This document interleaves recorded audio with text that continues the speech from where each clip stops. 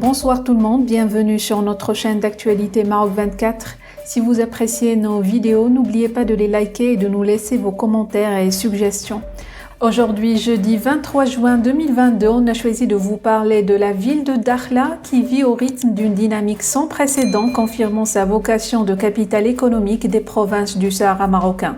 C'est dans ce cadre que s'inscrit le projet de dessalement de l'eau de mer pour l'irrigation à Dakhla, un projet novateur basé sur une approche Nexus eau, énergie, alimentation. Ce projet consiste en la réalisation d'une unité de dessalement pour produire l'eau par le recours à l'énergie éolienne renouvelable pour un volume annuel de près de 37 millions de mètres cubes. Le projet permettra d'étendre les superficies réservées aux cultures à haute valeur ajoutée et fortement créatrices d'emplois. Il contribuera en outre à augmenter les niveaux de production des primeurs sous serre, mais aussi à préserver les ressources hydriques de la région. Le projet sera alimenté en énergie verte par un parc éolien d'une capacité de 40 MW.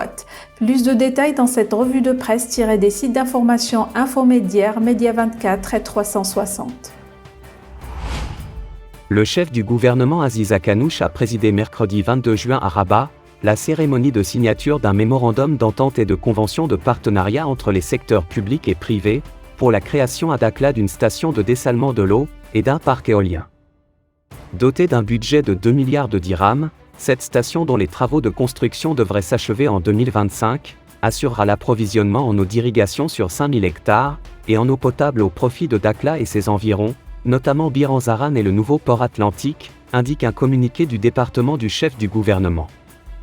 L'objectif est d'avoir accès au réseau électrique national, au profit de la station de dessalement, et le raccordement au réseau électrique public pour le parc éolien, dans le cadre du projet de la station de dessalement de Dakhla, dont la capacité sera portée à 37 millions de mètres cubes par an, ajoute le communiqué. Le parc éolien est prévu par une seconde convention dans le cadre de la loi 1309 sur les énergies renouvelables, visant à répondre aux besoins en énergie électrique de l'unité de dessalement. La dernière convention porte quant à elle sur un partenariat public-privé destiné au cofinancement, à la conception, à la construction, à l'exploitation et la maintenance d'un réseau d'irrigation couvrant une nouvelle zone de 5000 hectares dans la région de Dakhla. La durée des travaux de réalisation de ce système d'irrigation est estimée à 2 ans, 2024, pour un fonctionnement de 20 ans. Le projet est actuellement en cours de réalisation, 2021 à 2023. À son achèvement, il permettra de porter la production de primeurs à 500 000 tonnes par an, tout en renforçant la valeur ajoutée de 500 millions de dirhams par an. Il permettra également de créer pas moins de 10 000 emplois stables.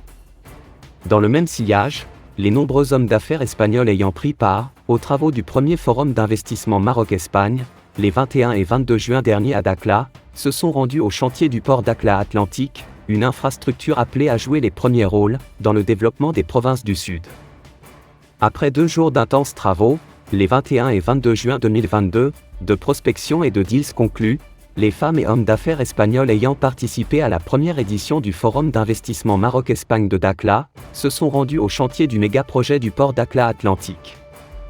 Un projet pharaonique, appelé à servir de plateforme de développement des provinces du Sud, tout particulièrement en relation avec les pays de l'Afrique de l'Ouest. Investisseur José María Moreno s'est dit impressionné par le projet.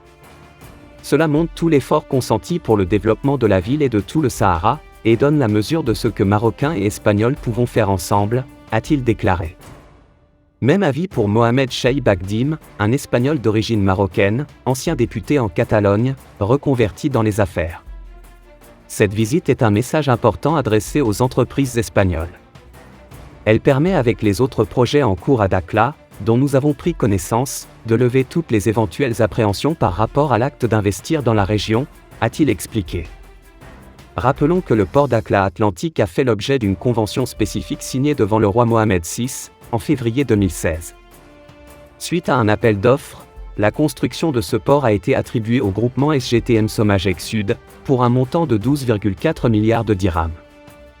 Le projet portera sur la réalisation d'un port en eau profonde sur la façade atlantique de la région de Dakhla Oued et Dahab, selon 3 composantes, un port de commerce à une profondeur de -16 mètres au zéro hydrographique, un port dédié à la pêche côtière et hauturière, et un port dédié à l'industrie navale. Ce port sera adossé à une zone industrielle logistique de 1650 hectares, destinée à offrir des services industriels et logistiques de qualité. Pour rester informé, je vous invite à regarder les vidéos Maroc 24 qui s'affichent sur votre écran.